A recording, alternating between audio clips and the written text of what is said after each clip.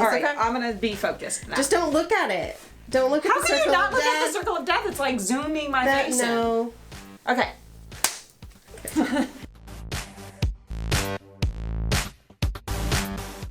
Hi, everyone. This is the Beth and Deb Show, and I am Beth, and...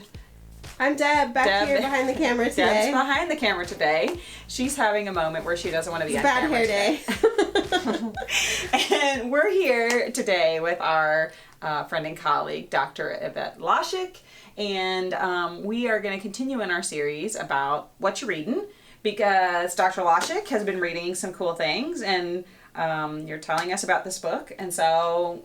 Tell us what you want to tell us. Sure. So I read the book, Sex, Murder, and the Meaning of Life. The title's a good one, right? Right. I read it in grad school and I really liked it. It's about evolutionary psychology. So it's by a man named Douglas Kenrick.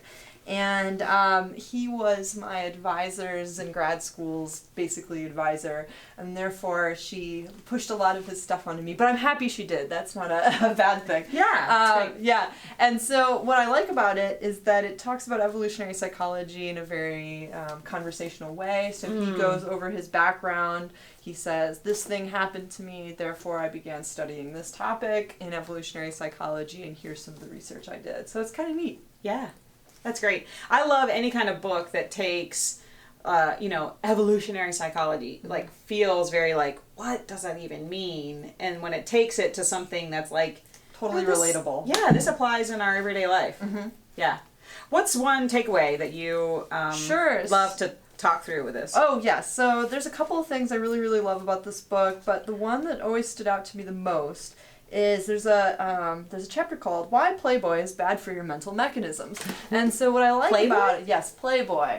So what I like about G-rated, everyone. Okay. What I like about it is it talks about the contrast effect. So if you surround yourself with pictures of, for instance, Playboy models, it can actually impact your perception of typical average beauty, or what beauty could actually be. Yeah. And so he does a whole study where he, this was back in the 70s or 80s, where, Charlie's Angels was a big thing at the time. And so he actually had people watch Charlie's Angels, which was at that time almost supermodels, right? And so it was very different than what the average woman would look like. And then he had them rate women who have and their attractiveness. And after they watched Charlie's Angels, they rated these women as much less attractive than before. And so that contrast effect of how it can impact your perception is kind of interesting.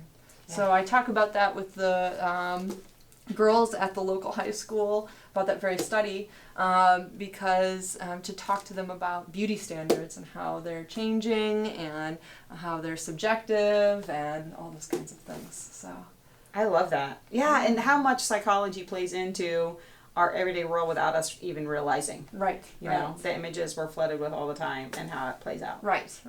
Yeah. Exactly. Wow. What a great book. I'm so glad that you shared that. Do we have other questions? No. Oh, okay. We were at 4.5 minutes, so I think we're right on target. We did it. Time. You did a great job. You did it? Yeah, that was it. See how easy that was? That was very easy. I know. So read another book, and you'll be back again. Okay. Okay. Thank you. Bye-bye. Are we going to do our outtakes too? You could just be recording. That's what I'm doing right now. That is okay.